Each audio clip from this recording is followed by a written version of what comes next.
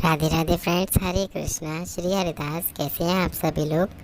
Comment box में ज़रूर बताइएगा। मैं आशा करता हूँ कि आप सभी लोग बहुत ही अच्छे होंगे, स्वस्थ होंगे। और जय माता दी।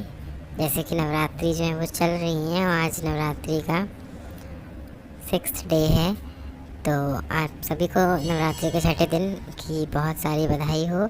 और माता कात्यायनी आप सभी पर अपनी कृपा दृष्टि सदैव ही बनाए रखें। आप सभी लोगों के व्रत कैसे जा रहे हैं, पूजा पाठ कैसे हो रहे हैं, कमेंट बॉक्स में ज़रूर बताइएगा। और कोई डाउट हो तो वो भी पूछ लीजिएगा। तो आज के इस वीडियो में बेसिकली मैं आपको ये बताने वाला हूँ कि नवरात्रि समाप्त होने के बाद में हमें नवरात्रि की चौकी जो हम लगाते हैं, माता रानी को एक स्थान देते हैं, अपने घर में जवारे बोते हैं, खिचड़ी लगाते हैं, कलश स्थापना करते हैं, अखंड दीपक जलाते हैं, इन सारी चीज़ों की जो विसर्जन है उसकी विधि क्या है, हमें नवरात्रि कंप्लीट होने के बाद में इनकी विसर्जन कब करना चाहिए। तो देखिए, काफ़ी सारे लोगों का एक सवाल था कि काफ़ी सारे लोगों के यहाँ सप्तमी की पूजा की जाती है, काफ़ी सारे लोगों के यहाँ अष्टमी की पूजा की जाती है और काफ़ी सारे लोगों के यहाँ नवमी की पूजा की जाती है। तो जिनके यहाँ पे सप्तमी की पूजा की जाती है, तो क्या उन लोगों को चौकी सप्तमी के दिन ही हटा देनी चाहिए, या फिर जिनके यहाँ अष्टमी की पूजा की जाती है उनको क्या चौकी अष्टमी के दिन ही हटा देनी चाहिए। तो देखिए, जब हम कोई भी पूजा का संकल्प लेते हैं तो उसमें हम प्रॉपर डेट टाइम सब बताते हैं कि हम आज इस दिन इतने बजे इस पूजा का संकल्प ले रहे हैं, जो कि हम इतने दिनों तक करेंगे। और नवरात्रि के संकल्प में हम 9 दिनों का संकल्प लेते हैं कि हम 9 दिनों तक यहाँ पर पूजा करेंगे। अखंड दीपक जलाया हुआ है, हमने घट स्थापना की है, उन सबका हम 9 दिनों तक पूजन करेंगे। तो फिर आप कैसे सप्तमी के दिन या अष्टमी के दिन अपनी चौकी को हटा सकते हैं? देखिए, आपके यहाँ अष्टमी पूजी जाती है, आपके यहाँ सप्तमी पूजी जाती है, वो आपको वैसे ही पूजनी है जैसे आपके यहाँ होती है, लेकिन उसका आपकी चौकी से कोई भी संबंध नहीं होगा। आपको वो नहीं हटानी है, वो आपको नवमी के दिन ही हटानी होती है। और नवमी के दिन कब हटानी होती है? सुबह के समय में अपना पूजन वगैरह कर लीजिए और एक दिन पहले ये देख लीजिए कि नवमी तिथि समाप्त कब हो रही है।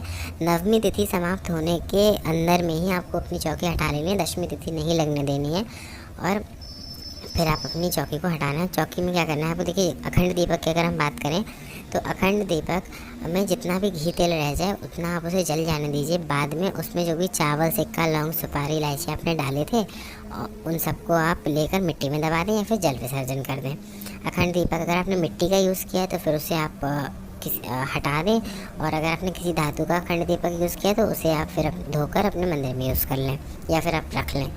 आपने कलश अगर धातु का यूज़ किया है, परात जो है वो धातु की यूज़ की है, तो उन्हें धोकर रखना है आपको। अगर मिट्टी की यूज़ किया तो फिर उन्हें आपको हटाना होगा, या फिर आप गार्डन में यूज़ कर सकते हैं। कलश के पत्ते जो होते हैं उन्हें आपको विसर्जन कर देना है, जल विसर्जन या भूमि विसर्जन। कलश के अंदर जो भी सामग्री है उन्हें भी आप जल विसर्जन या भूमि विसर्जन कर दें।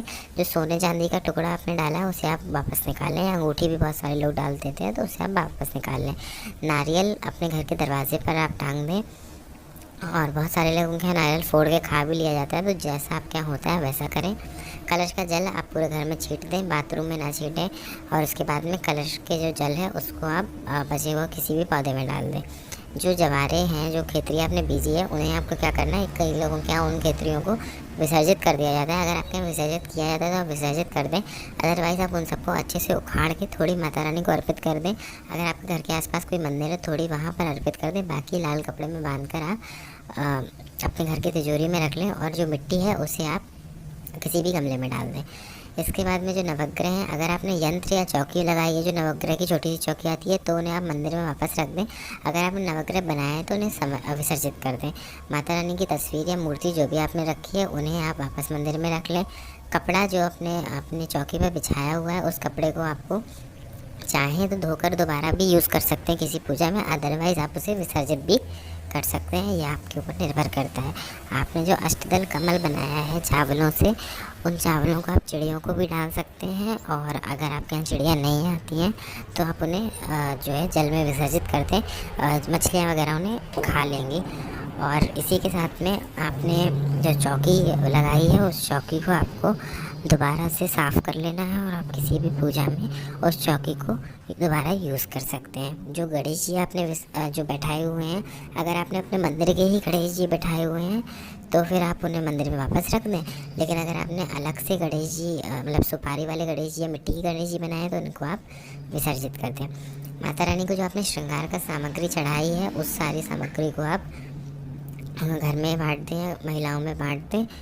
और माता रानी को आपने अगर मखाने की माला, हल्दी की माला या लौंग की माला पहनाई है तो आप उसका 2 यूज़ कर सकते हैं। आप उसे या तो उतार के विसर्जित कर सकते हैं या फिर आप उसे अपनी तिजोरी में भी रख सकते हैं। इसके बाद में माता रानी को जो 9 दिन फूल पत्ती चढ़ाई हैं आपने, वो भी आप विसर्जित कर देंगे। जल विसर्जन या भूमि विसर्जन, जो भी आपको सही लगे। और इसके बाद में जो हम चांदी का सिक्का वाला अगर आपने उपाय किया हुआ है, चांदी का सिक्का लाए हैं, तो उसे भी तिजोरी में रख दें। मैंने ऑलरेडी उपाय की वीडियो में बताया था चांदी का सिक्के का उपाय कैसे करना है। और इसके बाद में अगर आपने माता रानी को कोई भी ऐसी वस्तु चढ़ाई है जो कि ख़राब हो गई, जैसे बहुत सारे फूलों की मालाएं आती हैं जो कि 9 दिन तक नहीं सूखती हैं, तो उन मालाओं को भी आपको उतार के फिर विसर्जन कर देना है। और अगर ये वीडियो अच्छा लगा तो लाइक करिएगा, चैनल पर सब्सक्राइब कर लीजिएगा। तब तक के लिए राधे राधे।